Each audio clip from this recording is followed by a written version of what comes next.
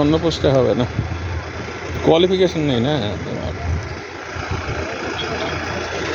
Qualification মানে exceptional qualification, যেগুলো রেলে লাগে। আজকে রজনীশ ভালো বলেছে যে আসছে দিনে যেখানে ইনকাম করে না যেসব সংস্থা, তার সেগুলো আর থাকবে না, বুঝেছে? যেমন হসপিটাল, যেমন স্কুল, বুঝলে, ওগুলো আর থাকবে না।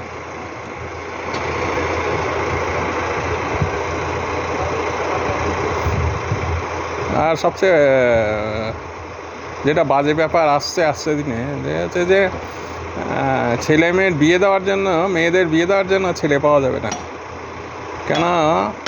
চাকরি নেই না, অলমোস্ট নীল, বুঝলে, অলমোস্ট নীল। আর তারপরে ওই দুই একজন যারা চাকরি পেয়ে গেছে বা এই বলো, তারা ওই অনেক টাকার বিনিময়ে ইয়ে করবে আর কি। যেখানে স্টেশন মাস্টার 30 লাখ রুপিস নিয়েছে, চিন্তা করা যায়? হ্যাঁ, মানুষের কোনো সম্মানই নেই। সেই জন্য তো আমার মেয়েকে আমি ওইভাবে তৈরি করার চেষ্টা করছি। হ্যাঁ, কোথায় নয়, সোজা কথা নাকি 30 লাখ টাকা।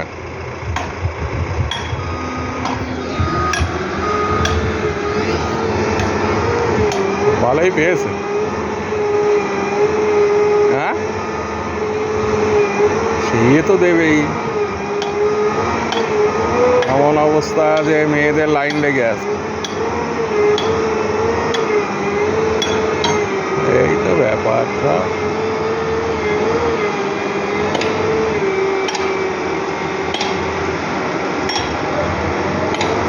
ওরা সাধারণ মানুষের জীবনটাকে মান নিচু করে দিচ্ছে একদম, বুঝলে? 10,000 20,000 দিয়ে লোক খাটাবে, আর তারপরে ওই টাকায় যা হয় হবে, বুঝেছো?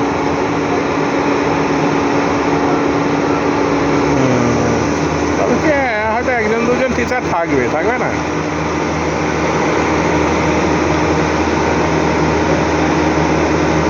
তারাই থাকবে, তাছাড়া কেউ থাকবে। ঠিক আছে, সেই জন্য আমি চাচ্ছি মিটিকে এক্সেপশনাল কিছু পড়াতে আর কি, যেখানে লোক নেই, বুঝলে?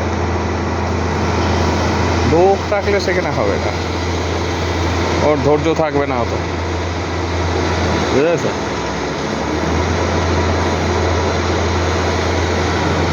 ঠিক আছে,